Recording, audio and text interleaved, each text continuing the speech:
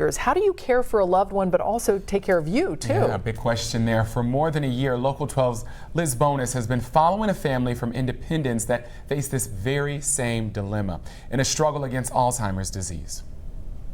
When we first met up with Terry Donoghue, he admitted being a full-time caretaker for his wife Marge, who is living with Alzheimer's disease, was getting tougher. She needs more help. The problem for Terry? I'm not as well. I have Parkinson's. My Parkinson's is getting worse. As with many who care for others, Terry didn't feel he could take time to take care of himself. So the team at Mayfield Brain Spine and the Alzheimer's Association joined with us on our What's Happening in Health show with Terry when he was there recruiting for his Alzheimer's walk team, Marge's Minions. You know, you're the main Marge's minion, and we want to be your minion, and we want to help you. So well, thank you. Please thank give you us a very call. much. Dr. George Mandiber also reminded Terry. But much like in the airlines, they always tell you put your oxygen mask on first before you help somebody. So kind of like caretakers, they need to take care of themselves too. And so after thoughtful consideration, we were there as Dr. George Mandiber's team took Terry into the procedure room to perform what's called deep brain stimulation, or DBS therapy.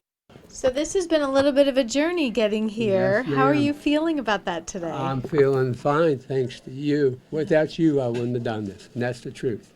And I do want to thank you. DBS therapy is delivered through leads implanted into small areas of the brain that are powered by an implantable pulse generator, or IPG. That then sends mild electrical stimulation to targeted regions of the brain. Those regions reduce the kind of symptoms you could see Terry was experiencing: stiffness, slowness, and tremors from what causes Parkinson's disease. Parkinson's is the lack of a neurotransmitter, namely dopamine, within the brain. The remarkable thing, however, about Terry's procedure wasn't just that he went and had this technique, which has been around for a while.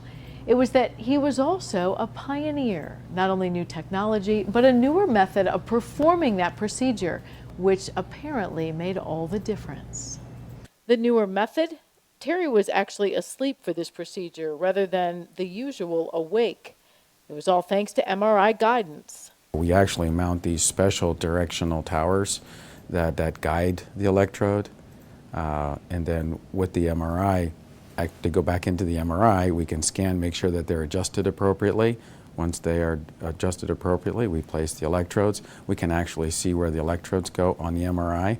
The newer technology, however, Terry was the first in the region to receive what's called the Vercise Gevia Deep Brain Stimulation System with directional leads. It allows us a much more finer control of the stimulation and what we call now directional steering. As this graphic, courtesy of Boston Scientific, shows, I can actually change the shape of this and turn it. And why that's important is that when we place the electrode in the brain, the area that I want to stimulate may be slightly to the left, say, and to the right there's something that's normal. If I make a big ball, I'm going to stimulate both the abnormal side and the normal side. So I get the benefit with maybe some side effect. With directionality, I can turn the field away from the side effect and just concentrate on the effect.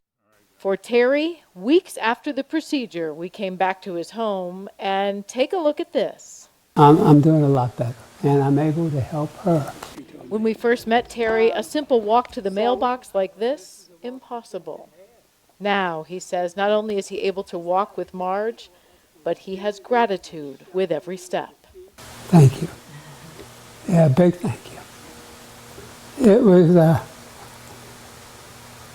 it's unbelievable. It really is. All the people, all the prayers, all the people that helped us both, I just can't thank them enough. Isn't that amazing? What incredible recovery. Big shout out to Mercy Health Jewish and the Mayfield team and the Alzheimer's Association that made that all happen. You know, they literally had to do an intervention to get that out there. This surgery, though, works best at a very sweet spot, and he got in right before it was too advanced to make it happen. And that's his warning for people, that if you are at a place where you're thinking about it, go talk to somebody. He is down from 18 medications down to just a few a day. Wow. Yeah. Wonderful story, Liz. Thank you so much. Thanks for letting bringing us share that to it. us. Tara, thanks for being bold.